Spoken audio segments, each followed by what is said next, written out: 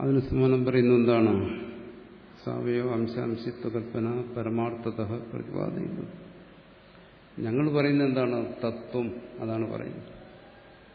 നിങ്ങൾ പറയുന്നത് എന്താണ്? തത്വം അല്ലാത്തത്. ഞങ്ങൾക്ക് വാശിയുള്ള കാര്യം എന്താണ്? തത്വം അഭേദമാണ്. നിങ്ങളെന്താ പറയുന്നത്? തത്വമല്ലാത്തത് ഭേദമാണ്. അതിനോട് ഞങ്ങൾ യോജിക്കുന്നു. തത്വം അല്ല എന്നുള്ള നിലയ്ക്ക് ഭേദത്തെ സ്വീകരിക്കാം, തത്വമായിട്ട് അഭേദത്തെ സ്വീകരിക്കാം. അങ്ങനെ സ്വീകരിക്കുന്നതിന് കുഴപ്പമില്ല. മരുമരീചികയുടെ തത്വത്തെ അറിഞ്ഞവന് ആ മരീചിക കാണുന്നതോ കേൾക്കുന്നതോ ഒന്നും ബുദ്ധിമുട്ടുണ്ടാക്കുന്ന കാര്യമില്ല. കാരണം അവന് തത്വത്തെ അറിയാം. അവൻ അജ്ഞനെ പോലെ അതിൻ്റെ പുറകെ ഓടി മരിക്കാനൊന്നും പോകുന്നില്ല. അപ്പം അവിടെ ഞങ്ങളെ സംബന്ധിച്ചിടത്തോളം ജലദൃഷ്ടിയില്ല, പരമാർത്ഥ ദൃഷ്ടി മാത്രം. അത് കേവലം പ്രകാശമാണ്. ആ പരമാർത്ഥ ദൃഷ്ടിയാണ് അവിടെ. അപ്പോൾ ഈ ഭേദത്തെ അവിടെ കാണുന്നുണ്ട്, ശരിയാ. പക്ഷെ ഭേദത്തിൽ തന്നെ പരമാർത്ഥ ദൃഷ്ടി കൊണ്ടുവരണമെന്നാണ് ഞങ്ങൾ പറയുന്നത്. ഭേദത്തിന്റെ തിരസ്കാരം എന്ന് പറയുന്നത് ഭേദത്തിലെ പരമാർത്ഥത്തെ കണ്ടെത്തലാണ്. അതാണ് ഞങ്ങൾ പറയുന്നത്. ഭേദം പ്രതീതിയല്ല, ഭേദപ്രതീതി വിരോധം ചെയ്യുന്നതല്ല. അതുകൊണ്ട് ഈ ഭേദത്തെ നിങ്ങൾ പ്രതീതിയെ സ്വീകരിച്ചുകൊണ്ടാണോ പറയുന്നത്? അതേ സത്യത്തെ സ്വീകരിച്ചുകൊണ്ടാണോ പറയുന്നത്? പരമാർത്ഥത്തെ സ്വീകരിച്ചു കഴിഞ്ഞാൽ അത് ഭേദത്തെ നിഷേധിക്കുന്നതാണ്. പിന്നെ ഭേദത്തെ എങ്ങനെ അംഗീകരിക്കാൻ പറ്റും? പിന്നെ കേവല പ്രതീതി എന്നുള്ള നിലയ്ക്ക് ഈ തത്വം പറയുന്നവനും തത്വത്തെ ഉപദേശിക്കുന്നവനും ഭേദപ്രതീതിയുണ്ട്. അതുകൊണ്ടാണ് അവൻ ശിഷ്യൻ, ഇവനാണ്, ഇവൻ അജ്ഞനാണ്, ഇവൻ ഉപദേശിക്കണമെന്ന് കരുതുന്നു. അല്ലെങ്കിൽ പിന്നെ ഇവിടെ ശിഷ്യൻ ഗുരു ശിഷ്യ ഭേദമുണ്ട്. അതുകൊണ്ടല്ലേ ഗുരു ശിഷ്യൻ കരുതുന്നത് ഇദ്ദേഹം തത്വജ്ഞനാണ്, ഇദ്ദേഹത്തിനെ സമീപിക്കണം, ഇദ്ദേഹത്തിൻ്റെ മുമ്പിൽ ശിഷ്യനായിരിക്കണം, ഇദ്ദേഹത്തിൽ നിന്ന് തത്വത്തെ ഗ്രഹിക്കണം, അതിന് ഇന്ന യോഗ്യതകൾ വേണം, ശമതമാദി ഗുണങ്ങൾ തനിക്ക് വേണം, വിവേക വൈരാഗ്യ സമ്പന്നനായിരിക്കണം. ഇത്തരത്തിലുള്ള ഒരു ഭേദത്തെ ശിഷ്യനും അംഗീകരിക്കുന്നുണ്ട്, ഗുരു അംഗീകരിക്കുന്നുണ്ട്. ആ ഭേദത്തെ അംഗീകരിക്കുന്നതിന് ദോഷമില്ല. അത് അംഗീകരിച്ച് മുമ്പോട്ട് പോകും. ഇല്ലെങ്കിൽ വിദ്യ ആർക്കും ഉപദേശിക്കും. പക്ഷെ ആ ഭേദത്തെ അംഗീകരിക്കുന്ന എന്താണ്? ഭേദം പരമാർത്ഥം എന്നുള്ള നിലയ്ക്കല്ല, മറിച്ച് പരമാർത്ഥത്തിൽ പ്രതീതമാകുന്നതാണ് ഈ ഭേദം. അതുകൊണ്ട് ഭേദത്തെ നിങ്ങൾ പറഞ്ഞോളൂ, ഞങ്ങൾക്ക് വിരോധമില്ല, ദ്വൈതികളോട് വിരോധമില്ല. പക്ഷേ നിങ്ങൾ എന്ത് ചെയ്യണം? ദ്വൈതത്തിലെ അദ്വൈതത്തെ കാണും, ദ്വൈതത്തിലെ സത്യത്തെ കാണും, ദ്വൈതത്തിലെ പരമാർത്ഥത്തെ കാണും. കണ്ടുകഴിഞ്ഞാൽ പരമാർത്ഥത്തിലെ ദ്വൈതം പരമാർത്ഥത്തിനോട് യുദ്ധം ചെയ്യുന്നതല്ല, പരമാർത്ഥത്തിനോട് വിരോധമുള്ളതല്ല. ആ പരമാർത്ഥത്തിലെ ദ്വൈതം ആത്യന്തികമായ പരമാർത്ഥം തന്നെ. അതുകൊണ്ട് ഞങ്ങളുടെയും ഇന്ദ്രിയങ്ങൾ കൊണ്ട് കാണുമ്പോൾ, ചക്ഷു ഇന്ദ്രിയം കൊണ്ട് കാണുമ്പോൾ അഗ്നിഗോളത്തിൽ നിന്നും സ്ഫുലിംഗം മാറിപ്പോകുന്നത് തന്നെയാണ് കാണുന്നത്.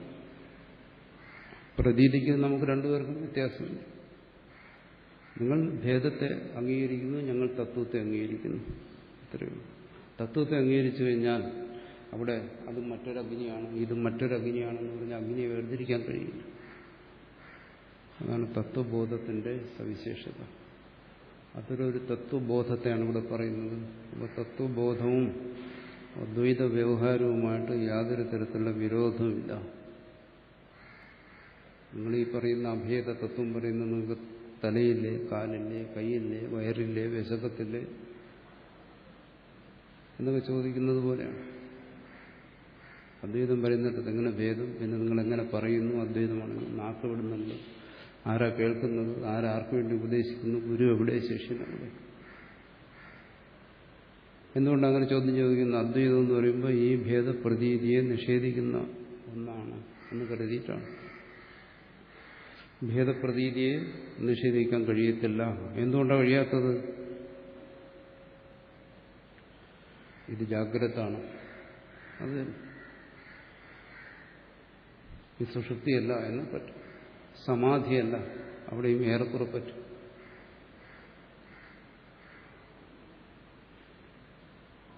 ജാഗ്രതയിൽ സാധ്യമല്ല.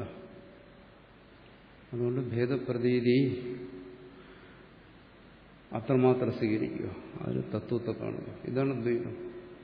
ജ്ഞാപകം എന്ന് പറഞ്ഞത്. അദ്വൈതം കാരകമാണെങ്കിൽ എന്ത് ചെയ്യും? ഈ ഭേദപ്രതീതിയെ മാറ്റിക്കളെ.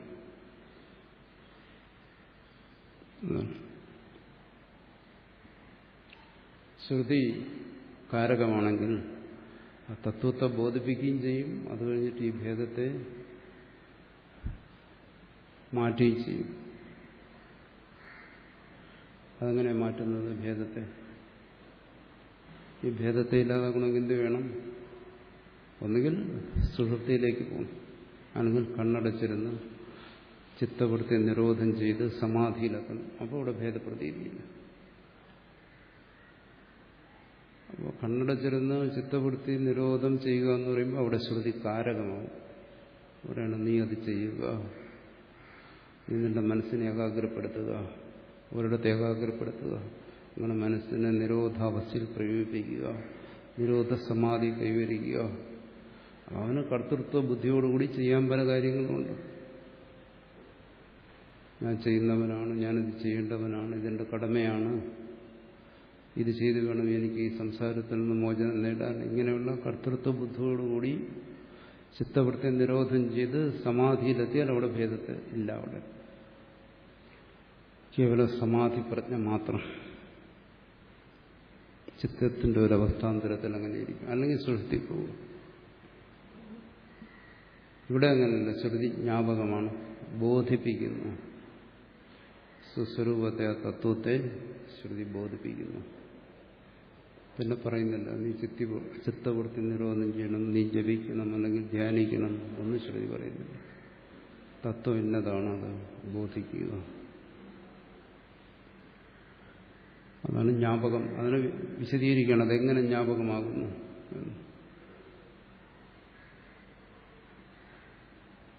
അതാണ് ബോധിപ്പിക്കുന്നത്. കാരണം അഭേദത്തെ ബോധിപ്പിക്കുകയല്ല ചെയ്യാൻ പറ്റും.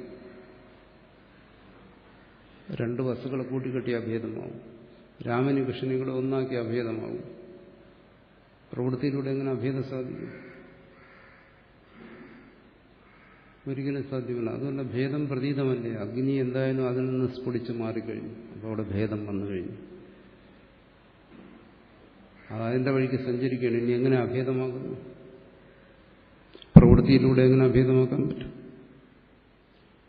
തിരിച്ചു കൊണ്ടുപോകാൻ പറ്റും? ഇല്ല. പ്രവൃത്തിയിലൂടെ അഭേദം സാധ്യമല്ല. പ്രവൃത്തിയിലൂടെ സമാധി സാധ്യമാവും, പ്രവൃത്തിക്കാതെ സുഷുപ്തിയും സാധ്യമാവും. അഭേദ തത്വബോധം സാധ്യമല്ല. അഭേദ തത്വബോധം ശ്രുതിയിൽ നിന്നും ഉണ്ടാകണം. ആ ബോധം ഉണ്ടാകണം. തത്വശ്രവണത്തിൽ നിന്ന് ആ ബോധം ഉണ്ടാകണം. അതിന് ഇതെല്ലാം ആവശ്യമാണ്. പദപദാർത്ഥ ജ്ഞാനം, ഇന്ദ്രിയങ്ങൾ, മനസ്സ്, കർണങ്ങൾ, ലോകം, എന്തിന് ശാപ്പാട് വരെ അതിനാവശ്യമാണ്. അതല്ലെങ്കിൽ ഇതെന്ന് പറയാൻ പറ്റില്ല. ഇന്ധനമില്ലെന്നുണ്ടെങ്കിൽ ഇത് പരമാവധി 1 മണിക്കൂർ 2 മണിക്കൂർ പറയും. അത് കഴിയുമ്പോൾ തീർന്നു. എന്നുവെച്ചാൽ വ്യവഹാരത്തിനെന്ത് ഏതെന്തിനെ ആശ്രയിക്കുന്നു